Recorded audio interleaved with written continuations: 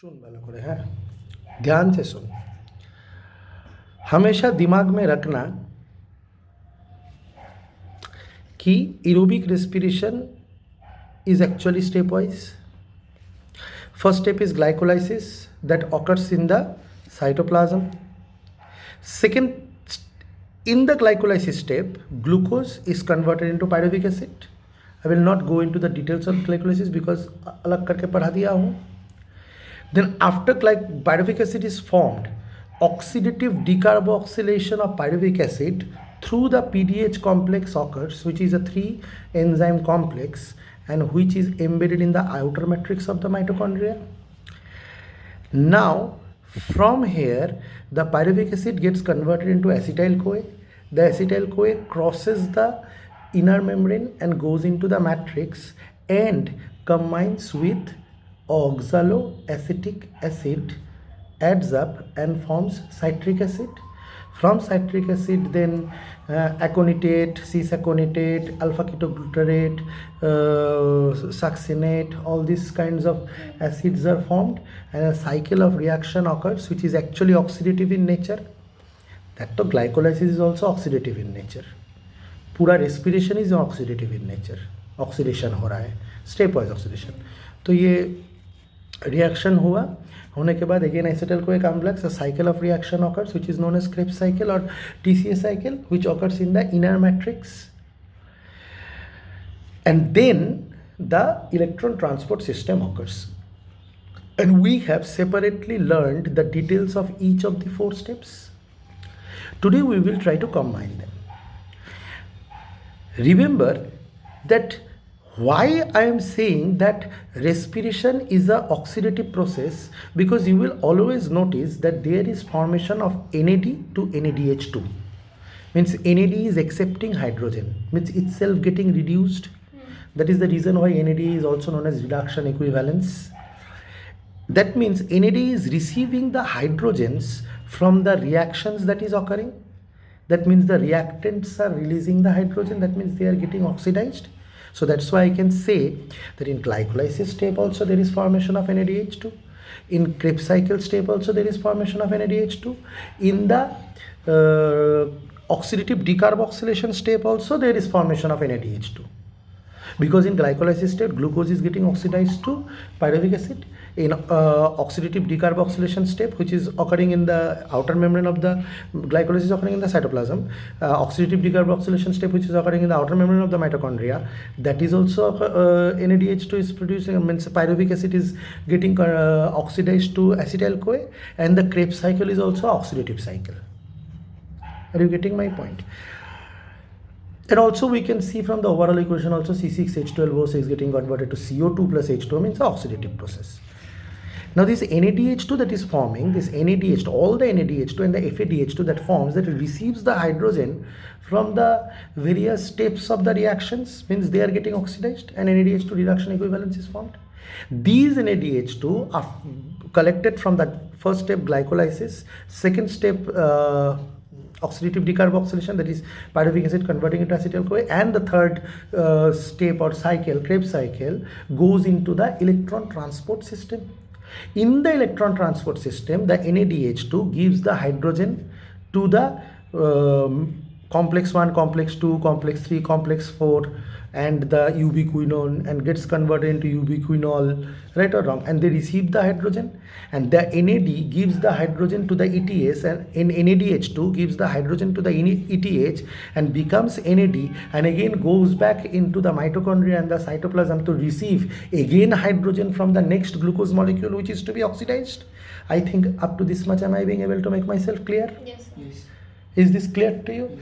Now one NADH2 molecule if I am talking about, the first NADH2 molecule if I am one glucose molecule if I am talking about, in the breaking down of one glucose molecule, let us see that in glycolysis step there is formation of 2 ATP.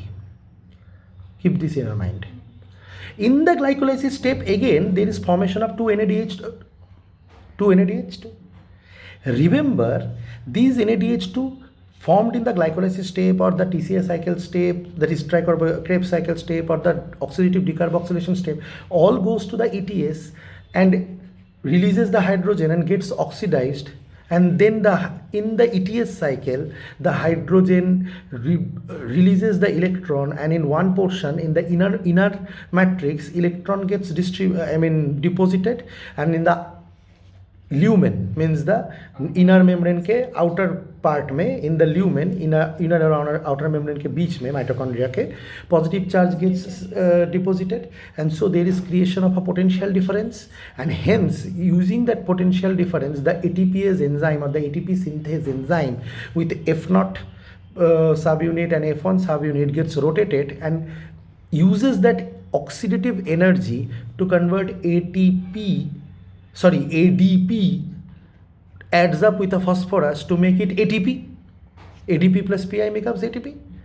Now remember, this NADH2 that comes from each and every step into the ETS from one NADH2. ना तो question है कितना NADH2 से, ठीक है चलो मान लिया कि NADH2 आता है, NADH2 से NADH को दे देता है, उसके बाद एक NADH2 के लिए कितना ATP बनता है, कितना बार वो पंप घूमता है, कितना पोटेंशियल डिफरेंस डेवलप होता है. Are you getting my point? तब मैं बोलूँगा कि पोटेंशियल डिफरेंस तो डेवलप होता है, वो डिपेंड करता है कि टर्मिनल इलेक्ट्रॉन एक्सेप्टर कौन है. मतलब सोच, इस बात में मैं आता हूँ, ठीक है. तू पूछ रहा है कि पोटेंशियल डिफरेंस कितना डेवलप होगा सर, कि इतना ज़्यादा पोटेंशियल डिफरेंस होगा कि कितना ATP फॉर्मेशन होगा.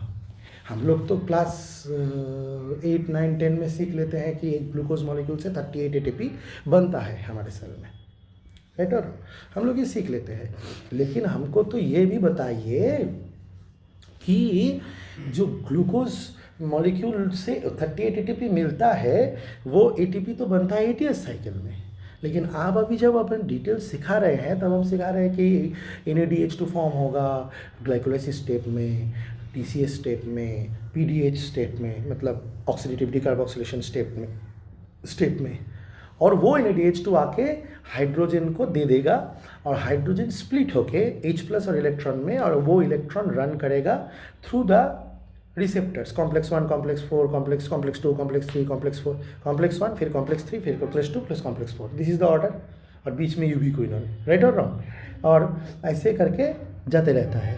Is this clear to you? और यहाँ पे जब ऐसा होता है तब हमने एनालॉगी बताया था कि तार से जब इलेक्ट्रॉन जाता है तो जैसे बल्ब ग्लो करता है उसी तरह ATPase भी घूम जाएगा और ATP क्रिएट करेगा, ADP और PI को जुड़ देगा और एनर्जी को केमिकल एनर्जी में स्टोर कर लेगा. लेकिन क्वेश्चन ये कराइज करता है कि कितना पोटेंशियल डिफरेंस डेवलप होगा, कैसे पता चलेगा कितना ATP, क्या हिसाब है. तब मैं बोलूँगा कि देख, पोटेंशियल डिफरेंस सबसे ज़्यादा डेवलप होगा या कम डेवलप होगा वो तो डिपेंड करेगा कौन इलेक्ट्रॉन रिसीवर है, एक्सेप्टर है. अब ये एक बड़ा क्वेश्चन मैंने पूछ दिया कि कौन इलेक्ट्रॉन एक्सेप्टर है या रिसीवर है. इस क्वेश्चन को सॉल्व करने के लिए मैंने अभी तक जितना भी बोला वो दिमाग के एक कोने में रख. इस क्वेश्चन को सॉल्व करने के लिए मैं एक एनालॉजी का इस्तेमाल करता हूँ. मैं एक बात बताता हूँ. तू सोच, एक बैटरी यूज़ कर रहा है 2 वोल्ट्स का, और एक तार है 2 ओम रेजिस्टेंस का. तो V = IR यूज़ करके 1 एम्पेयर करंट मिलेगा. सेम तार यूज़ कर रहा है लेकिन बैटरी चेंज करके तूने दे दिया 4 वोल्ट का बैटरी. करंट कितना जाएगा? 4 = I × 2 एम्पेयर का करंट जाएगा V = IR से. 4 वोल्ट का बैटरी चेंज करके तूने 10 वोल्ट का बैटरी दे दिया, 5 एम्पेयर करंट जाएगा. तो मतलब अगर तू तार को चेंज नहीं कर रहा है, रेजिस्टेंस सेम रख रहा है, जितना वोल्टेज हाई होता है उतना करंट ज़्यादा जाता है. Simple Ohm's law. अब इसके अंदर घुस थोड़ा सा. ये जो बैटरी तो यूज़ कर रहा है, बैटरी का पोटेंशियल डिफरेंस ज़्यादा जो यूज़ कर रहा है, बैटरी का 2 टर्मिनल होता है, एक पॉजिटिव टर्मिनल एक नेगेटिव टर्मिनल. पोटेंशियल डिफरेंस तभी ज़्यादा होगा जब पॉजिटिव और नेगेटिव टर्मिनल में ज़्यादा चार्ज होगा. सोचे 2 वोल्ट का बैटरी है, उसका जो एनोड और कैथोड है उसमें जितना चार्ज है, सोचे 10 वोल्ट का बैटरी है, उसका जो एनोड और कैथोड है उसमें चार्ज डिफरेंस ज़्यादा नहीं होगा? ज़्यादा होगा कि नहीं होगा? इतना क्लियर कर पा रहा हूँ? इतना क्लियर हो रहा है? तो यानी एक पॉजिटिवली चार्ज एनोड, एक negatively charge cathode, positively charge anode से, सॉरी, बैटरी के लिए नेगेटिवली चार्ज एनोड बोलना चाहिए मेरे को, हाँ। इलेक्ट्रोलाइटिक सेल नहीं है ये, गैल्वेनिक सेल है। जो बैटरी से करंट निकलता है वहाँ पे एनोड नेगेटिव होता है, कैथोड पॉजिटिव होता है, याद रखना। वो केमिस्ट्री के वक्त आई थिंक रिडॉक्स रिएक्शन में सिखाया है ये चीज़ मैंने, राइट और रॉन्ग? रिडॉक्स रिएक्शन में ये चीज़ सिखाया है केमिस्ट्री में कि बीच तो सोच रहा है कब सिखाया था, वीडियो देखना है, ठीक है। गैल्वेनिक सेल बनाया था तब सिखाया था मैंने। एनोड नेगेटिव होता है। और तो बात ये है कि दोनों का ना रिडक्शन पोटेंशियल होता है। रिडक्शन पोटेंशियल से नापा जाता है कि कितना ज़्यादा चार्ज डिफरेंस है। मतलब सोच, मैं बैठे हैं और मोबाइल के उस पार तू बैठे हैं, ठीक है। या फिर सोच, मैं घुमा, ये विचित्रो है, ये श्री है, विचित्रो और श्री। तुम पॉजिटिवली चार्ज हो, तुम नेगेटिवली चार्ज हो, तुम्हारे बीच में सर से तार लगा दूंगा, करंट जाएगा। तुमको और ज़्यादा पॉजिटिव कर दिया मैंने, उसको मैंने कुछ नहीं किया, तार लगा दिया, ज़्यादा करंट जाएगा। तुमको कुछ नहीं किया, उसको और ज़्यादा नेगेटिव कर दिया, फिर भी ज़्यादा करंट जाएगा। एक जन का चार्ज बढ़ाने से ही पोटेंशियल डिफरेंस बढ़ जाएगा दोनों के बीच का। इतना समझ में आता है क्लास 10 के नॉलेज से? आता है ना? Is this clear to you? आया समझ में बात? अब बात सुन, श्री को हटा के सौम्यदीप्त को सोचते, तेरे को हटा के श्री को ठीक रख के सौम्यदीप्त को सोचते हैं। श्री और सौम्यदीप्त के बीच में श्री नेगेटिव, सौम्यदीप्त पॉजिटिव, ठीक है। अब 3 जन को कंपेयर करते हैं, श्री नेगेटिव, तू पॉजिटिव, तू पॉजिटिव। तुम दोनों के बीच में 2 वोल्ट का करंट जा रहा है, सॉरी 2 एम्पियर का करंट जा रहा है। Resistance of the wire same रख के तुम दोनों के बीच में 4 एम्पियर का करंट जा रहा है। तो श्री तो कांस्टेंट है ना, तो इसका मतलब तेरे में और तेरे में चार्ज का डिफरेंस है। तू लोअर पोटेंशियल में है, तू हायर पोटेंशियल में है, राइट और रॉन्ग? तू तो सेम है ना, तेरे को तो कोई प्रॉब्लम नहीं है। तू कम पॉजिटिवली चार्ज है, मे बी 2 कूलम, तू ज़्यादा पॉजिटिवली चार्ज है, मे बी 10 कूलम्स, राइट और रॉन्ग? तो इस चीज़ को जो नापते हैं ना कि मैं कितना चार्ज्ड हूँ या मैं कितना रिड्यूस्ड हो सकता हूँ, एक्चुअली तो अगर एनोड कैथोड देखा जाए, एनोड इलेक्ट्रॉन छोड़ता है, कैथोड इलेक्ट्रॉन एक्सेप्ट करता है, मतलब एनोड ऑक्सीडाइज्ड होता है, कैथोड रिड्यूस्ड होता है। इल तार से वही होता है ना, ऑक्सीडेशन रिडक्शन ही तो हो रहा है एक्चुअली केमिकली, राइट और रॉन्ग? तो ये जो नापते हैं ना कि मैं कितना चार्ज्ड हूँ, मैं कितना पोटेंशियल डिफरेंस क्रिएट कर सकता हूँ, इसको कहते हैं रिडक्शन पोटेंशियल। क्या कहते हैं इसको? Reduction potential. ये तो केमिस्ट्री में भी सीखा है शायद। जिसका ऑक्सीडेशन हो रहा है उसका रिडक्शन पोटेंशियल नेगेटिव में नापा जाता है, जिसका रिडक्शन हो रहा है उसका रिडक्शन पोटेंशियल पॉजिटिव में नापा जाता है। अब ये जो इलेक्ट्रॉन आ रहा है तो क्या हुआ, जो उसको एक्सेप्ट करेगा उस इलेक्ट्रॉन को, NADH आके NAD बन गया, हाइड्रोजन को दे के चला गया, हाइड्रोजन H+ और इलेक्ट्रॉन में स्प्लिट हो गया। अब ये इलेक्ट्रॉन रन करके यूबिक्विनोन से रन करके कॉम्प्लेक्स 1 से रन करके कॉम्प्लेक्स 2 से रन करके आके लास्ट में जमा हो रहा है, राइट और रॉन्ग? तो जो उसको एक्सेप्ट करेगा वो जितना हायर रिडक्शन पोटेंशियल में रहेगा उतना पोटेंशियल डिफरेंस अच्छा क्रिएट होगा, उतना ATPase पंप अच्छा घूमेगा। नेचर में देखा गया है सबसे अच्छा रिडक्शन पोटेंशियल है जो लोग इलेक्ट्रॉन एक्सेप्टर बन सकते हैं। अब तू तो एनोड कैथोड नहीं घुसा सकता ना सेल के मेम्ब्रेन के अंदर, माइटोकॉन्ड्रिया के अंदर घुसा दे कॉपर, ऐसा तो नहीं हो सकता है ना, है कि नहीं? तो तेरे को कुछ ऐसा एक्सेप्टर चाहिए जो एक्सेप्टर नेचर में है, जो तू सांस लेते ही ब्लड में घुस जाएगा और जहाँ पे भी रेस्पिरेशन हो रहा है सेल से घुस के डिफ्यूज़ होके माइटोकॉन्ड्रिया में वहाँ पे जाके दे इलेक्ट्रॉन दे, राइट और रॉन्ग? ऐसा बेस्ट एक्सेप्टर कौन है बता, गेस कर। ऑक्सीजन।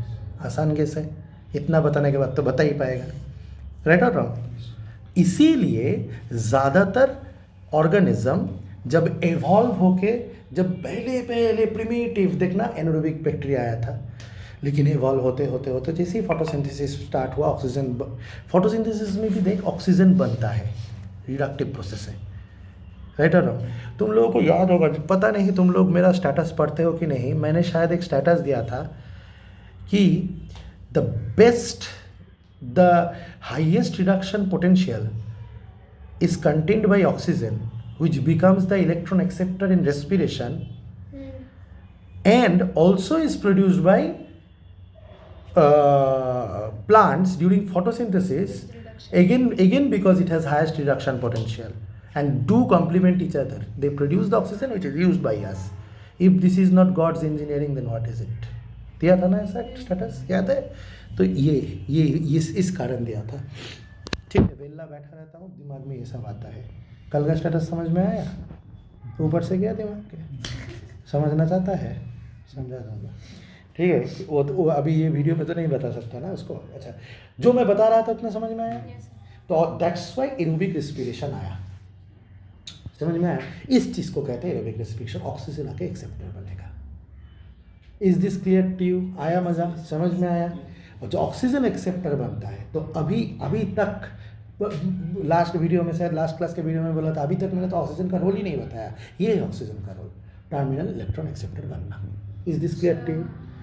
अब सुनो, अब बात यह है कि अगर ऑक्सीजन टर्मिनल इलेक्ट्रॉन एक्सेप्टर बनता है तो एक NADH2 से 3 ATP बनता है। क्या मैं बोला? अगर ऑक्सीजन टर्मिनल इलेक्ट्रॉन एक्सेप्टर बनता है तो एक NADH2 से क्या बनता है? 3 ATP बनता है। ये दिमाग में रख। अच्छा, यहाँ पे एक बात बोलना इंपॉर्टेंट है। कोई एनारोबिक रेस्पिरेशन को ना गधा है, ठीक है, और मैं ओपनली बोल सकता हूँ कि तुम बड़े बड़े MSc BSc वाले आके we are the best biology teachers, we can solve NEET this that बोलते रहता है, उनको भी ये नहीं पता होता। जाके पूछना व्हाट इज एनारोबिक रेस्पिरेशन, बोलता है फर्मेंटेशन का एग्जाम्पल। एनारोबिक रेस्पिरेशन, वो पायरुविक एसिड बनता है, बनने के बाद लैक्टिक एसिड बन जाता है, एथेनॉल बन जाता है, वही खाली एनारोबिक रेस्पिरेशन है। गधा है वो लोग। That is a type of anaerobic respiration. Another type of anaerobic respiration is, सब कुछ हो सकता है, ग्लाइकोलाइसिस हो सकता है, ऑक्सीडेटिव डिकार्बोक्सिलेशन हो सकता है, क्रेब्स साइकिल हो सकता है, लेकिन टर्मिनल इलेक्ट्रॉन एक्सेप्टर अगर इज नॉट ऑक्सीजन, उसके जगह में सल्फेट हो सकता है। हाँ, रिडक्शन पोटेंशियल उतना ज़्यादा डेवलप नहीं होगा। मे बी एक NADH2 से 3 ATP नहीं बनेगा, 2 ATP बनेगा, 1 ATP बनेगा, क्योंकि उतना खिंचाव नहीं हो रहा है। मतलब जो जैसे तू और समदीप का डिफरेंस ऑक्सीजन का डिफरेंस बन गया, तू और विचित्र का डिफरेंस सल्फर का डिफरेंस बन गया। Are you getting my point? या तुम लोग बचपन में क्लास 9 में एक साइकिल पढ़ते थे, नाइट्रोजन साइकिल। और मैं नाइट्रोजन साइकिल जब भी क्लास में पढ़ाते जाता था ना, तब मैं गुस्सा करता था, बोलता था कि क्यों देता है क्लास 9 में नाइट्रोजन साइकिल, ये क्लास 9 के बच्चों के लिए है ही नहीं, क्योंकि मेरा आदत है सब कुछ डेप्थ में घुस के पढ़ाना। सब बताऊंगा, पढ़ाऊंगा तो सब बता दूंगा उस चीज़ का। तो नाइट्रोजन साइकिल में एक तो स्टेप है नाइट्रिफिकेशन और एक तो स्टेप है डीनाइट्रिफिकेशन। उसमें एक स्टेप है केमोलिथोट्रॉपी और एक स्टेप है एनिरोबिक। बैक्टीरिया लोग नाइट्रेट को, मतलब ऑक्सीजन खुद क्या हो रहा है, ऑक्सीजन अगर इलेक्ट्रॉन एक्सेप्ट कर रहा है, मतलब इलेक्ट्रॉन को एक्सेप्ट करना मतलब क्या है? खाली इलेक्ट्रॉन को नहीं, इलेक्ट्रॉन प्लस H प्लस, मतलब H को एक्सेप्ट करना, मतलब H2O बन जाना। ठीक है, देखना नाइट्रोजन साइकिल में, खोल के देख, नाइट्रोजन साइकिल में एक स्टेप है जहाँ पे NO3 से NO2 बनता है, इसको कहते हैं डीनाइट्रिफिकेशन। या फिर NO2 से NH3 बनता है, एमोनिफिकेशन। ये क्यों बन रहा है? तुमको नहीं लग रहा है कि नाइट्रोजन नाइट्रेट NO3 से NO2 बनना रिड्यूस हो रहा है, NO2 से NH3 बनना रिड्यूस हो रहा है। एरोबिक रेस्पिरेशन में जब ऑक्सीजन इलेक्ट्रॉन एक्सेप्ट कर रहा है, वो भी ऑक्सीजन खुद रिड्यूस हो रहा है लास्ट में।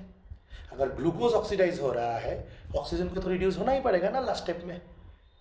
तो यहाँ पे क्या हो रहा है? नाइट्रेट NO3 से NO2 बनना, एक ऑक्सीजन घट जाना, NO2 से NH3 बनना, ये सब क्या है? रिडक्शन हो रहा है इनका। क्यों कर रहा है ये बैक्टीरिया? क्यों सॉइल में NO3 से NO2 क्यों बना रहा है? सॉइल में NO2 से NH3 क्यों बना रहा है?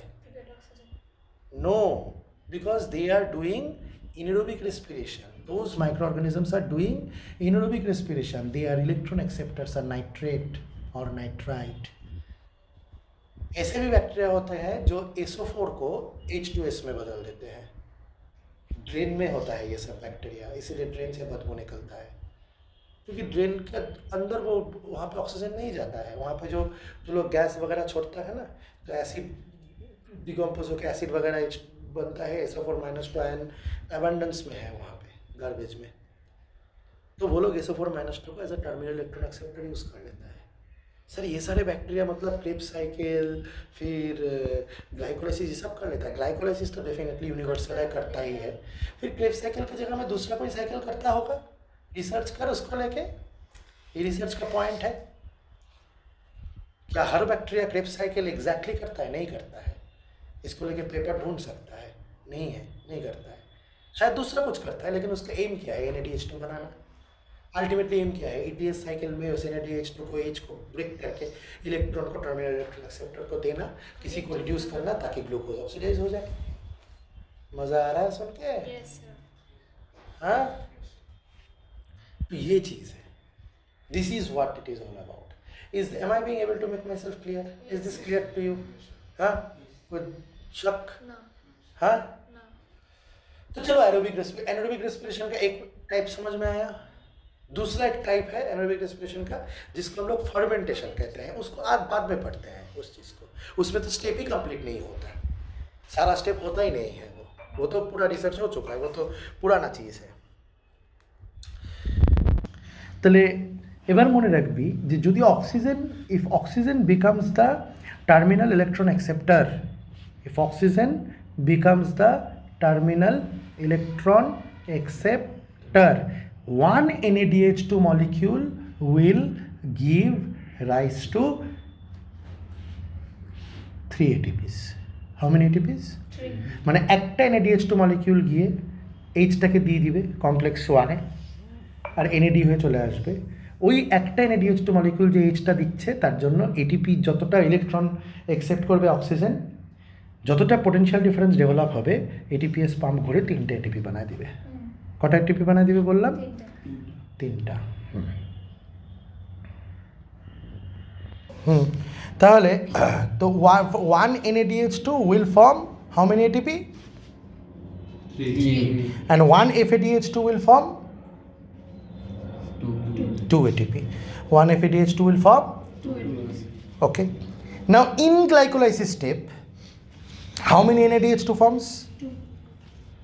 So those 2 NADH2 will go into the ETS cycle and will give birth to, or will produce how many? 6 ATPs. 6 ATP. 2 into 3, 6 ATP. Plus 2 ATP already gets produced in the glycolysis step. एमनी produce है reaction में। So total glycolysis step से आमदनी कितना ATP? 8 ATP। याद रहेगा? ऐसे तो ग्लाइकोलाइसिस स्टेप से 2 ATP, लेकिन 2 NADH2 याद रख। अच्छा, तो 8 ATP का हिसाब हो गया। ऑक्सीडेटिव डिकार्बोक्सिलेशन जो कि PDH कॉम्प्लेक्स में पायरुविक एसिड जो एसिटाइल कोए में बदल रहा है, उसमें 2 NADH2 बनता है। तो कितना ATP बन जाएगा? 2 2 जा 2 3 जा 6 ATP उसमें ही बन जाएगा। बन गया 14 ATP, 8 और 6। और तुम्हारा जो ये है क्या बोलते हैं उसको, और तुम्हारा जो क्रेब्स साइकिल है उसमें बनता है तुम्हारा एक स्टेप में बनता है 3 ATPs, 3 NADH बनता है ना 3 स्टेप में। 3 NADH बनता है ना, ये सुन लो। 1 मिनट रुक जा, बोले दी। ताहले 3 स्टेप से NADH2 फॉर्म होता है, वो भी 2 मॉलिक्यूल्स, राइट और रॉन्ग? तो 6 NADH2 फॉर्म होता है, तो 6 into 3, राइट और रॉन्ग? तो 18 ATP यहाँ पे बन जाएगा। 14 + 18 32 ATP बन गया, राइट और रॉन्ग? और ये नहीं भूलना है कि FADH2 भी बनता है। कितना FADH2? 2 मॉलिक्यूल ऑफ FADH2 बनता है। एक FADH2 मॉलिक्यूल से 2 ATP बनता है, तो 2 2 जा 4, तो 36 ATP बन गया। और मत भूलना क्रेब्स साइकिल में 2 ATP बनता है, मतलब 1 GTP बनता है या 2 GTP या 2 ATP बनता है, राइट और रॉन्ग? तो कितना ATP हुआ? 38 ATP। मिला दिया हिसाब मैंने। और एक बार बोल दूँ, ये इसको कहते हैं रेस्पिरेटरी बैलेंस शीट। कभी कभी किसी किसी रेस्पिरेशन में 36 ATP भी बनता है। ये डिपेंड करता है कि ऑक्सीजन का कॉन्सेंट्रेशन कैसा है। Are you getting my point? Exactly. 38 ATP। Is this clear to you? तले ग्लाइकोलाइसिस स्टेप में 2 NADH2, NADH2 और ATP का अलग हिसाब करते हैं। हाँ, ग्लाइकोलाइसिस स्टेप में 2 NADH2, क्रेब्स साइकिल 6 स्टेप में 6 NADH2 बन गया 8 NADH2, और ऑक्सीडेटिव डिकार्बोक्सिलेशन में 2 NADH2 10 NADH2, 10 3 जा 30 ATP यहीं पे बन गया। 2 FADH2 बनता है क्रेब्स साइकिल स्टेप में, तो वहाँ से 4 ATP मिलेगा, एक FADH2 से 2, राइट और रॉन्ग, तो 34 ATP यहीं पे बन गया, राइट और रॉन्ग, और 2 ATP बनता है ग्लाइकोलाइसिस में और 2 ATP बनता है क्रेब्स साइकिल में, 38 ATP हो गया। मज़ा आया? Is this clear to you? इसको हम लोग कहते हैं रेस्पिरेटरी बैलेंस शीट। आया वाला रेस्पिरेटरी बैलेंस शीट समझ में? तो ये हो गया रेस्पिरेटरी बैलेंस शीट। अच्छा, दूसरा चीज़ ये है कि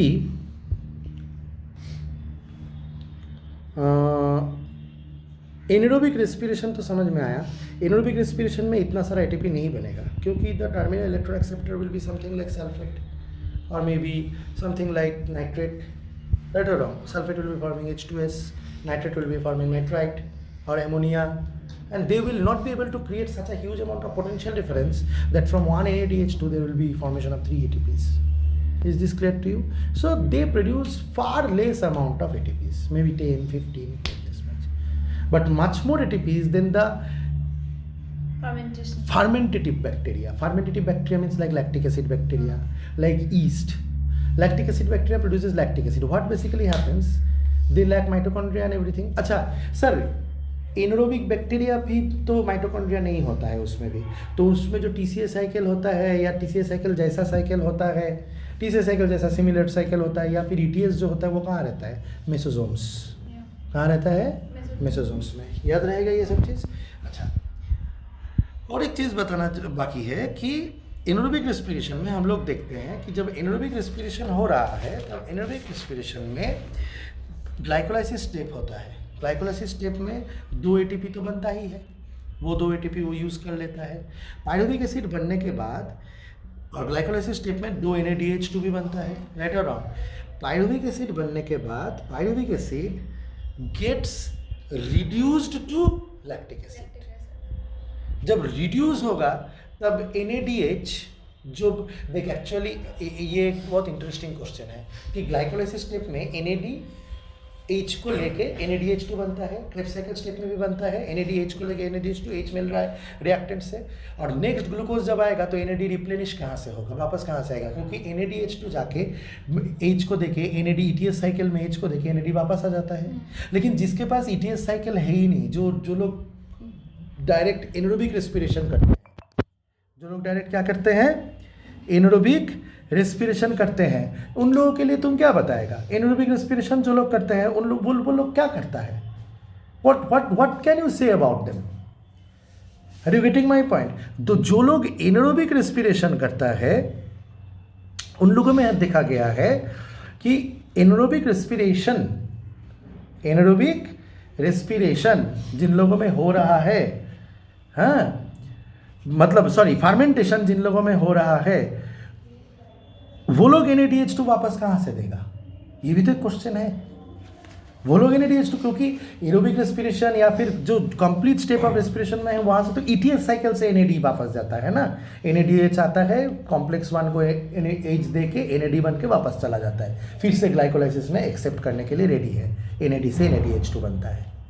लेकिन ये जो एरोबिक रेस्पिरेशन है, सॉरी फर्मेंटेटिव रेस्पिरेशन है या फर्मेंटेशन है, इसमें क्या होता है? इसमें पायरुविक एसिड बनता है, उसमें 2 NADH बना। अब ये NADH पायरुविक एसिड रिड्यूस होके क्या बन जाएगा? लैक्टिक एसिड बन जाएगा। तो क्या होगा? पायरुविक एसिड जब रिड्यूस होता है और लैक्टिक एसिड बनता है तब NADH उसका हाइड्रोजन देके NAD बन जाता है, बन के फिर से वापस ग्लाइकोलाइसिस स्टेप में चला जाता है। Is this clear? और जो 2 ATP बना था उससे संतुष्ट हो जाता है। Is this clear to you? And ethanol में भी देखना, pyruvic acid to ethanol, carboxylic acid getting converted into alcohol, it is reduction. तो ग्लाइकोलाइसिस होके कार्बोक्सिलिक एसिड बना, पायरुविक एसिड बना, पायरुविक एसिड से इथेनॉल बना। उसमें भी क्या होता है? खाली इसमें एक्स्ट्रा ये है कि एक CO2 निकलता है, जैसे एरोबिक रेस्पिरेशन में क्रेब्स साइकिल से CO2 निकलता है, यहाँ पे भी क्या होता है? एक CO2 निकलता है, क्योंकि पायरुविक एसिड में 3 कार्बन है, और इथानॉल में 2 कार्बन है, तो एक CO2 निकलता है, लेकिन फिर भी रिडक्शन हो रहा है। तो जो NADH बना था वो NADH तो कभी ATS साइकिल में नहीं जाएगा क्योंकि ये फर्मेंटेटिव ऑर्गेनिज्म है, तो NADH NAD बन जाएगा और H रिडक्शन करने में हेल्प करेगा। Is this clear to you? आया समझ में कि नहीं आया? यहाँ पे तुम लोग NCERT की बुक है, ये देखो ग्लाइकोलाइसिस स्टेप में 2NADH प्लस H प्लस बनता है, और जब पायरुविक एसिड बन जाता है तो आइदर लैक्टिक एसिड बनने के लिए देखो NADH फिर से NAD बना, मतलब पायरुविक एसिड से लैक्टिक एसिड रिडक्शन है तो पायरुविक एसिड हाइड्रोजन एक्सेप्ट करता है, NAD बना देता है, ये NAD फिर से यहाँ पे वापस चला जाता है। या फिर दूसरा टाइप ऑफ ऑर्गेनिज्म है जो इथानॉल फर्मेंटेशन करता है, या CO2 निकलता है, तो वो भी देखो यहाँ पे जो NADH बना था वो यहाँ पे आके NADH से NAD बना और NAD वापस जाके यहाँ पे चला आया। Is this clear to you? Easy है? आया समझ में? ये चीज़ें इम्पॉर्टेंट हैं। Is this clear to you? तो ये हो गया बात। अब ये हो गया तुम्हारा रेस्पिरेटरी पाथवे को जो एरोबिक। अच्छा, इससे और एक अच्छा क्वेश्चन, सर सारे ऑर्गेनिज्म एरोबिक क्यों नहीं बन सकते? एनारोबिक ऑर्गेनिज्म का ज़रूरत क्या है? क्योंकि अगर एरोबिक बनोगे तो अच्छा इलेक्ट्रॉन एक्सेप्टर मिलेगा ऑक्सीजन, एनारोबिक बनने का क्या ज़रूरत है? क्यों बनता है एनारोबिक? फार्मेंटेटिव क्यों बनता है, एनारोबिक क्यों बनता है? वो लोग तो खुद का अच्छा एनर्जी, अच्छा ग्लूकोज को हाईएस्ट अमाउंट में break down, highest ATP break down करके ETS साइकिल रह ही सकता था उसका। लोकोमोटिव एनिमल्स से बेशी एनर्जी। ये तो एक बात है, ये एवोल्यूशनरी पॉइंट हो गया। सुन, क्या होता है बेचारे कब कौन एनारोबिक बनते हैं पता है? ऑक्सीजन जब इलेक्ट्रॉन एक्सेप्ट करता है एरोबिक रेस्पिरेशन में तो खाली H2O नहीं, H2O2 भी बनता है। कभी कभी सुपर ऑक्साइड आयन भी बनता है, O2-2 super oxide ion, O2 ऊपर में -2 charge radical super oxide ion. कभी कभी हाइड्रोजन परऑक्साइड भी बन जाता है, क्योंकि रिडक्शन के वक्त थोड़ी ना हिसाब करके H2 ही बनाएगा। तो this is very harmful for the cell. तो सर हमारे सेल में तो बन रहा है, हम लोग मर क्यों नहीं जा रहे हैं? क्योंकि तुम्हारे माइटोकॉन्ड्रिया के मेम्ब्रेन में और एक एंजाइम है जिसको कहते हैं super oxide dismutase and peroxidase. Super oxide dismutase अगर सुपर ऑक्साइड बनता है तो उसको ब्रेक डाउन कर देता है। पैरोक्सीडेज क्या करता है? अगर हाइड्रोजन पैरोक्साइड ब्रेक डाउन कर देता है तो आराम से करो। और एनारोबिक जो साले बेचारे हैं उनके पास ये 2 एंजाइम नहीं होते, इसीलिए वो ऑक्सीजन को एज इलेक्ट्रॉन एक्सेप्टर यूज़ नहीं कर पाते, अदरवाइज हार्मफुल सब्सटेंसेस बन के मर जाएगा। Is this clear to you? समझा पाया मैं? श्योर ना? ये तुम्हारा हो गया। अच्छा, what is the meaning of, अच्छा what is the meaning of, बंद करता हूँ इसको यहाँ पे थोड़ा सा, मतलब बंद मतलब एक ब्रेक। अच्छा सुन, हाँ ठीक है, काम करो ये बात। अच्छा, कैटाबॉलिज्म माने एनाबॉलिज्म माने कैटाबॉलिज्म माने breaking down something, breaking down a molecule. Anabolism माने forming a molecule. But whenever you break down a molecule you produce energy. Are you getting my point? Means you store ATP. तो catabolic processes में you store ATP. जरा catabolism means breaking down a particular molecule maybe that may require energy also, that may form energy also, that depends on oxidation reduction. उसको हम लोग नहीं बोल सकते। Anabolism मतलब फॉर्मिंग अ मॉलिक्यूल, जैसे protein synthesis anabolism, protein breakdown catabolism, glucose breakdown catabolism, glucose synthesis anabolism. अब ATP लगेगा ATP नहीं लगेगा वो तो डिपेंड करेगा कहाँ पे ऑक्सीडेशन हो रहा है, कहाँ पे ओवरऑल रिडक्शन हो रहा है। राइट और रॉन्ग? अगर ऑक्सीडेशन हो रहा है, राइट और रॉन्ग, तो ATP बनेगा। अगर रिडक्शन हो रहा है फोटोसिंथेसिस जैसे फोटोसिंथेसिस एक एनाबॉलिक प्रोसेस है, रेस्पिरेशन एक कैटाबॉलिक प्रोसेस है। फोटोसिंथेसिस में ATP यूटिलाइज हो जाता है, रेस्पिरेशन में ATP बनता है, लेकिन इसका एक्सेप्शंस भी हो सकता है। हमेशा कैटाबॉलिज्म मतलब ATP बनेगा ही, ब्रेक करने के लिए मेरे को ATP चाहिए होता है कभी कभी। Is this clear to you? लेकिन जनरली ऐसा होता है। लेकिन रेस्पिरेशन को तो ना कैटाबॉलिज्म बोल सकता है ना एनाबॉलिज्म बोल सकता है, रेस्पिरेशन को तो बोलेगा एम्फीबॉलिज्म। जैसे एसिडिक कैरेक्टर बेसिक कैरेक्टर होता है एम्फोटेरिक कैरेक्टर, उसी तरह both catabolism and anabolism together makes amphibolism. अब क्यों एम्फीबॉलिज्म कहा जा रहा है? क्योंकि इस चार्ट को देख, तू फैट खाता है, कार्बोहाइड्रेट खाता है, प्रोटीन खाता है।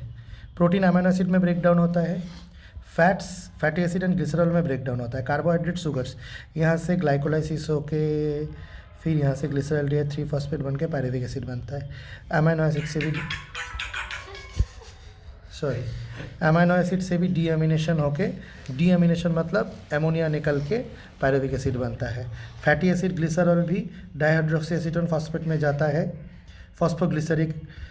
फॉस्फोग्लिसरल्डिहाइड बनता है और एसिटाइल CoA बन जाता है और सभी क्रेब्स साइकिल में घुस जाता है, मतलब सभी एनर्जी यूटिलाइजेशन में लग जाता है। लेकिन इन पाथवे से कहीं से भी कोई भी, जैसे कि सोच तेरे को प्रोटीन सिंथेसिस करना है तो यहाँ से तो अमीनो एसिड उठा लेगा। सपोज की सोच तेरे को ग्लिसरॉल्डिहाइड 3 फॉस्फेट का कोई काम है तो यहाँ से निकल सकता है। कभी कभी फैटी एसिड ग्लिसरॉल बनाना पड़ता है तो यहाँ से निकल सकता है। तो from any of this path you can, क्या होता है ये जब सेल में चल रहा है तो यूटिलाइज करने के लिए भी यूज़ हो जाता है। तो इसको कैटाबोलिज्म भी कह सकते हैं, एनाबोलिज्म भी कह सकते हैं इस टोटल पाथवे को, इसीलिए हम लोग कहते हैं amphibolic pathway. Is this clear to you? और बाकी है रेस्पिरेटरी क्वोशेंट, ये पढ़ने से ही समझ में आ जाता है, मैं घंटा पढ़ाऊँगा, ठीक है। हमारा रेस्पिरेटरी क्वोशेंट मतलब कुछ नहीं, कितना CO2 निकल रहा है divided by ratio of CO2 and O2 used. जितना ज़्यादा रेस्पिरेटरी क्वोशेंट होगा उतना ख़त्म बात है, मतलब अच्छा बात है, मतलब कम O2 यूज़ करके तू बहुत CO2 निकल रहा है जितना। हाँ, और जितना ये डिपेंड करता है कि कौन सा तू यूज़ कर रहा है। जैसे C6H12O6 यूज़ कर रहा है तो 1 आता है, अगर फैट्स यूज़ कर रहा है तो 0.7 आ रहा है, मतलब इसका रेस्पिरेशन अच्छा होता है, इसका गंदा होता है। इसके लिए ज़्यादा CO2 नहीं निकल पाता, O2 ज़्यादा लग जाता है। यहाँ पे कम O2 से इक्वल है लगभग, ये अच्छा है। इस दिस क्लियर टू यू? 1 से ज़्यादा रेस्पिरेटरी क्वोशेंट पॉसिबल नहीं है।